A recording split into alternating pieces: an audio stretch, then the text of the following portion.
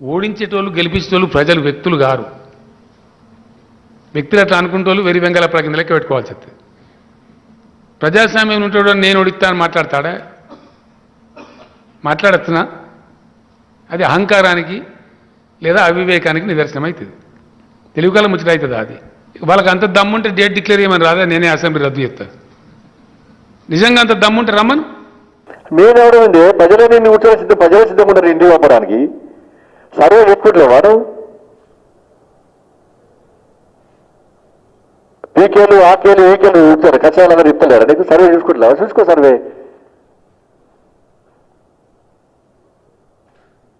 నిన్ను ఇంటికి పంపడానికి ప్రజలు సిద్ధంగా ఉన్నారు. ఎప్పుడు ఎన్నికలు వచ్చినా భారతీయ జనతా పార్టీ సిద్ధంగా ఉన్నది చెప్పి నేను గారు అమిత్ షా కూడా చెప్పారు.